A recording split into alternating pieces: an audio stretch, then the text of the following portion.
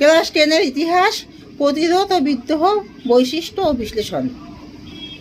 বিপ্লব কাকে বলে? যখন সামাজিক, অর্থনৈতিক, রাজনৈতিক দিক থেকে আমূল পরিবর্তন হয় তখন তাকে বিপ্লব বলা হয়। ব্রিটিশ সরকার কেন অরণ্য আইন চালু করেছিল? ঔপনিবেশিক অঞ্চলে নিজেদের একচেটিয়া কর্তৃত্ব প্রতিষ্ঠা করার জন্যে। সাঁওতাল বিদ্রোহের দুটি বৈশিষ্ট্য দেখো। এই বিদ্রোহে একটি ঔপনিবেশিকতার বিরোধী চরিত্র ছিল। সাঁওতাল ছাড়াও কর্মকার, চর্মকার, তেলি, ডোম প্রভৃতি শ্রেণীর মানুষ এই বিদ্রোহে যোগ দিয়ে এটাকে গণবিদ্রোহে পরিণত করে।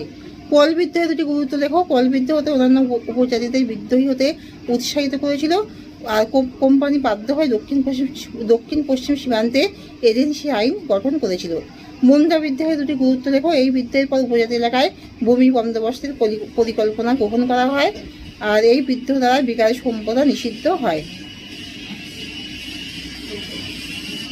কবে, কোথায়, কার নেতৃত্বে নির্বিদ্রোহ শুরু হয়? 1859 খ্রিস্টাব্দে বিষ্ণুচরণ বিশ্বাস ও দিগম্বর বিশ্বাসের নেতৃত্বে কৃষ্ণনগরের চৌগাছা গ্রামে। কোম্পানির আমলে দুটি ভূমিদায়স্য নীতি কি?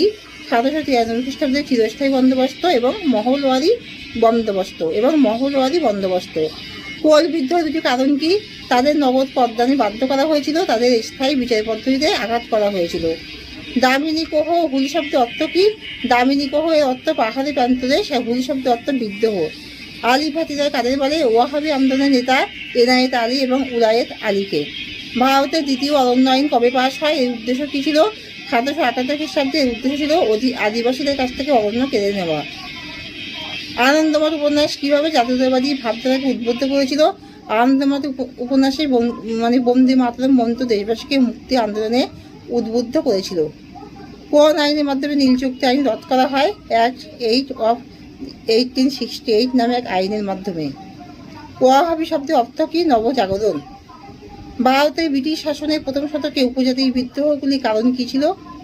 ভূমি রাজস্ব নীতি। 1765 খ্রিস্টাব্দে ইস্ট ইন্ডিয়া কোম্পানি দেওয়া নিলামের পর থেকে নতুন ভূমি রাজস্ব নীতি কোম্পানি আমলাদার ও ইজারাদারদের অত্যাচারে কৃষকদের জীবন দুর্বিষহ করে তোলে, যার ফলে কৃষক আর উপজাতিরা বিদ্রোহ করে।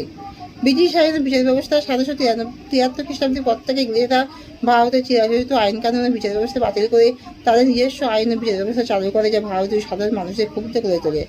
বহুমুখী শোষণ। কোম্পানির আমলে ভূমি রাজস্বের চাপ বৃদ্ধির সাথে সাথে সরকার, জমিদার, মধ্যস্বত্বভোগী ও মহাজনদের মাধ্যমে বহুমুখী শোষণ কৃষক ও উপজাতিদের জীবন বিপর্যস্ত করে তোলে।